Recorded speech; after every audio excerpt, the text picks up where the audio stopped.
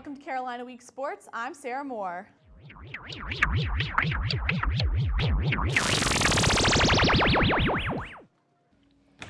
But you can call me Wonder Woman.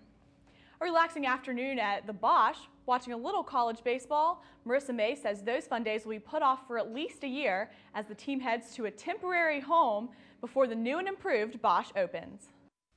Home field advantage. It's an idea many teams embrace. But for the Tar Heel baseball team, it's an idea they might have to overcome. As construction crews begin to demolish what the Heels have called home since 1972, they're forced to leave their comfort zone and play at USA Baseball's complex in Cary.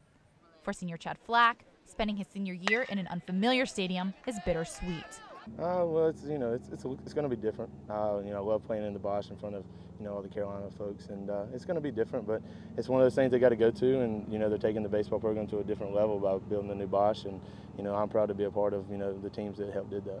Building a new Bosch is just what the team needs to bump up their program and provide for not just the players, but for the fans as well. Head coach Mike Fox believes the Cary complex will get everyone ready for that change.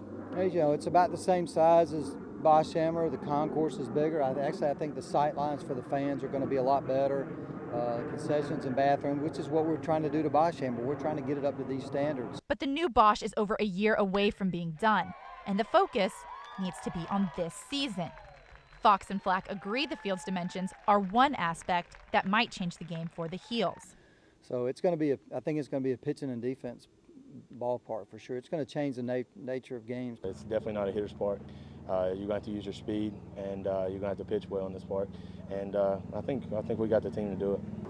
Getting the team to adapt to new surroundings is only half the battle. Giving the team a home feel is the job of the fans, and they're hoping Carolina Blue will spread to Cary. In Cary, I'm Marissa May, Carolina Week Sports. With 4 games remaining, the football team needs to win out to become bowl eligible. The team is a disappointing 2-6 overall, 1-3 in the ACC.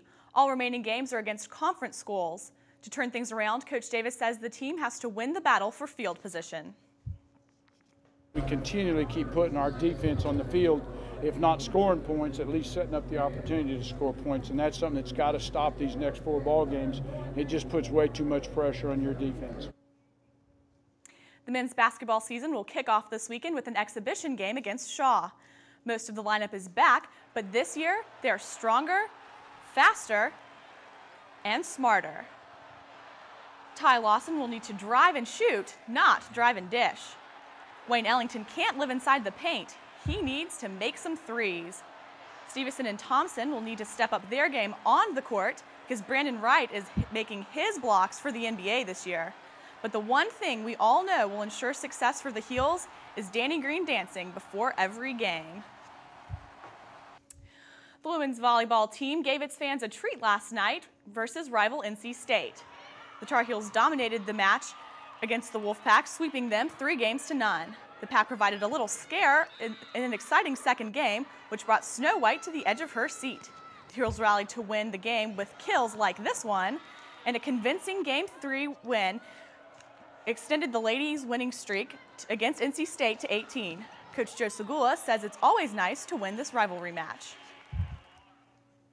Well, it's always good to beat NC State and a rival in any sport, whatever you come into. I think what felt good to me is before the match, I saw a lot of alumni come out here with their little kids who said anytime Carolina is going to play state in anything, it's worth the drive in here. Well, I know that a lot of the volleyball teams can probably be seen, a lot of the volleyball players can probably be seen out on Franklin Street tonight, but I'm a little worried about going out. After Susie's package, I don't know what the police are going to do about these guns. I'd be worried too. Yeah, they're scary. Thank you, Wonder Woman. Well, as you can see, we're all pretty excited for Halloween here at Carolina Week. Coming up, we'll show you some people who got started with the festivities a day early.